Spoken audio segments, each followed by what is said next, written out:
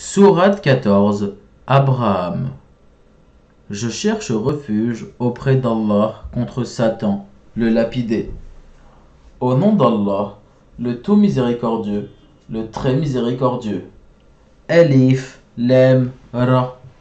Voici un livre que nous avons fait descendre sur toi, afin que, par la permission de leur Seigneur, tu fasses sortir les gens des ténèbres vers la lumière, sur la voie du Tout-Puissant, du digne de louange. Allah, à qui appartient tout ce qui est dans les cieux et sur la terre, et malheur aux mécréants pour un dur châtiment qu'ils subiront. Ceux qui préfèrent la vie d'ici-bas à l'au-delà obstruent aux gens le chemin d'Allah et cherchent à le rendre tortueux. Ceux-là sont loin dans l'égarement. Et nous n'avons envoyé de messagers qu'avec la langue de son peuple, afin de les éclairer. Allah égare qui il veut et guide qui il veut, et c'est lui, le Tout-Puissant, le Sage. Nous avons certes envoyé Moïse avec nos miracles en lui disant « Fais sortir ton peuple des ténèbres vers la lumière et rappelle-leur les jours d'Allah. » C'est bien fait.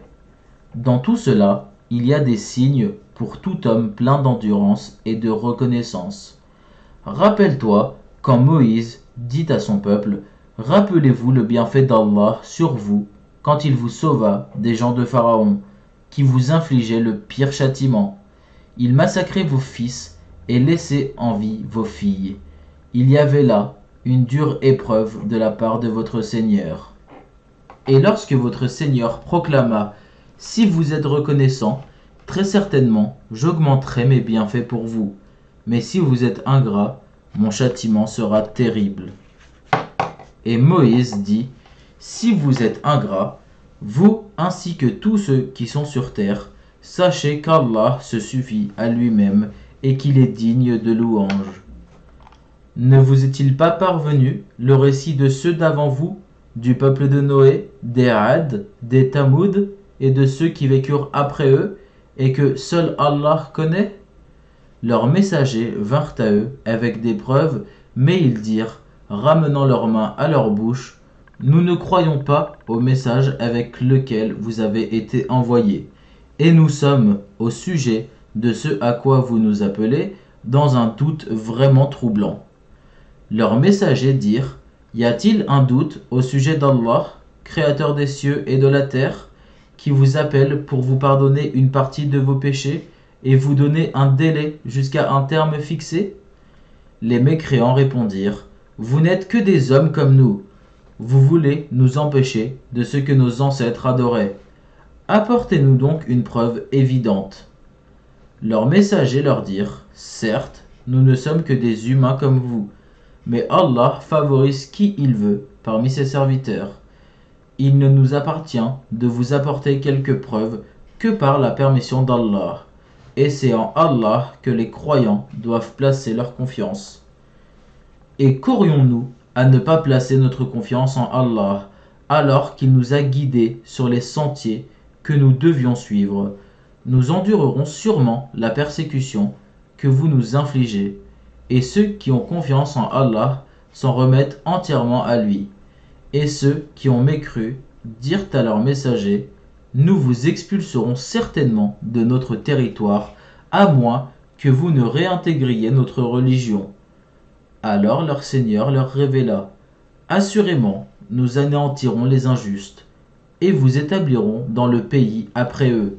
Cela est pour celui qui craint ma présence et craint ma menace. » Et ils demandèrent à Allah la victoire, et tout tyran insolent fut déçu.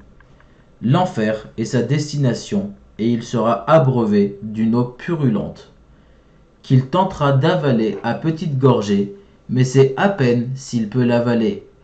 La mort lui viendra de toutes parts, mais il ne mourra pas, et il aura un châtiment terrible. Les œuvres de ceux qui ont mécru en leur Seigneur sont comparables à de la cendre violemment frappée par le vent dans un jour de tempête.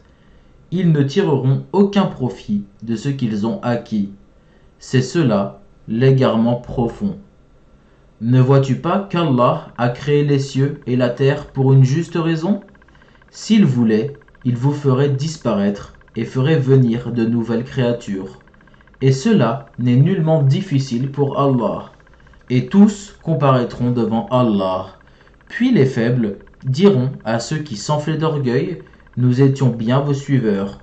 Pouvez-vous nous être de quelque utilité contre le châtiment d'Allah? Alors les autres diront, si Allah nous avait guidés, nous vous aurions certainement guidés. Il est indifférent pour nous de nous plaindre ou d'endurer, nous n'avons pas d'échappatoire.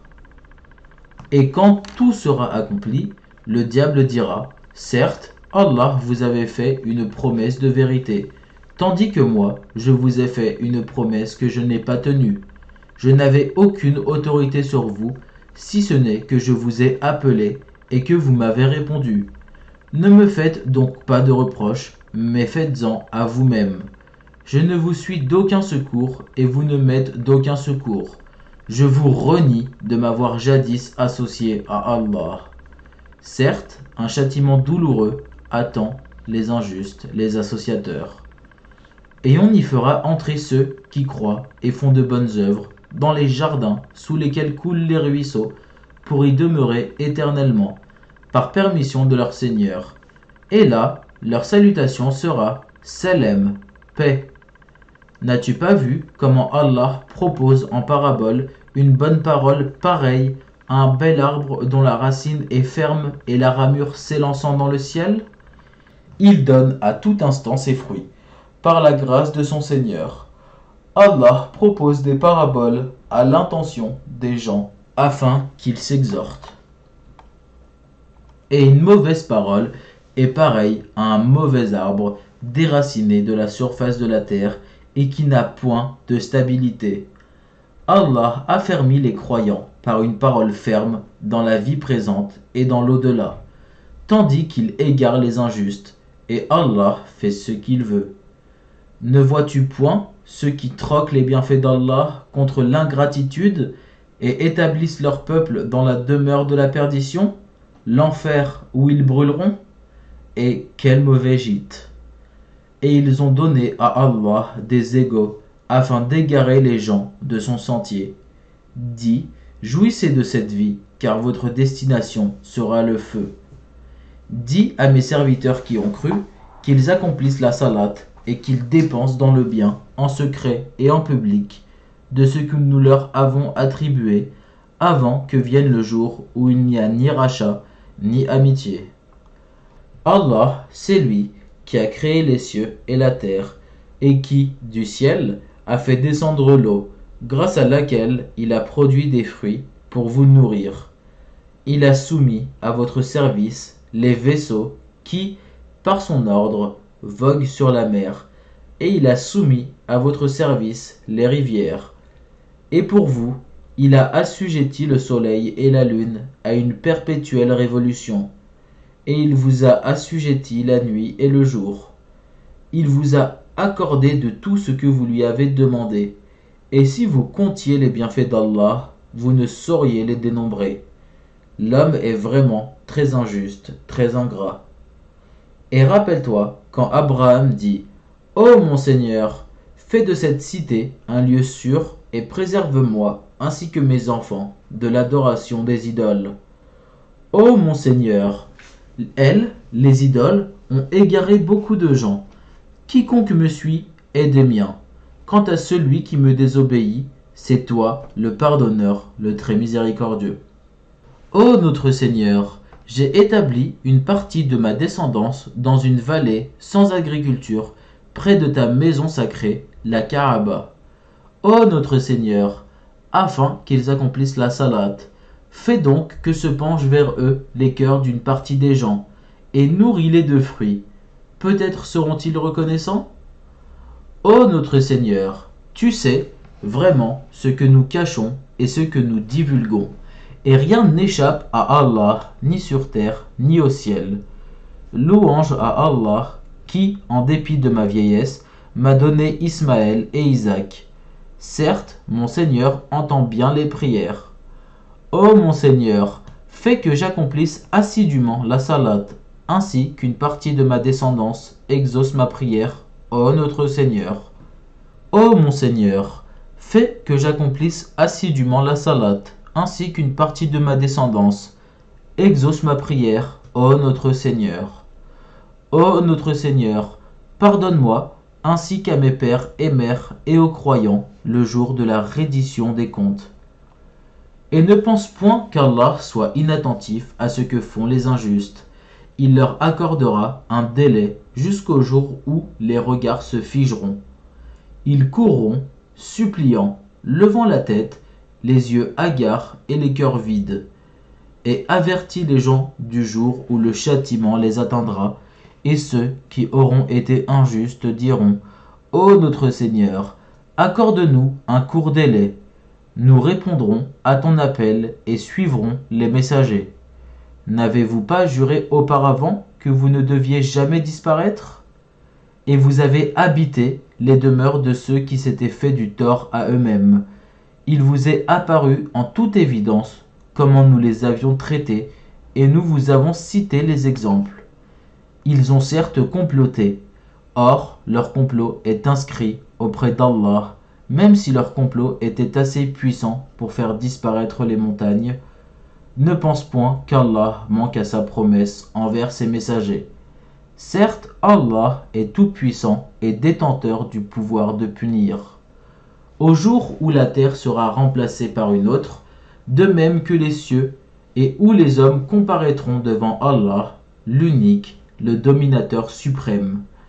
Et ce jour-là, tu verras les coupables enchaînés les uns aux autres. Leurs tuniques seront de goudron, et le feu couvrira leur visage. Tout cela afin qu'Allah rétribue chaque âme de ce qu'elle aura acquis. Certes, Allah est prompt dans ses comptes.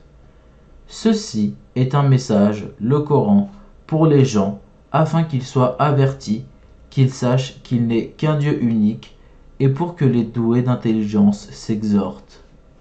Sadaqallahu al-Adim. Allah l'immense a dit vrai.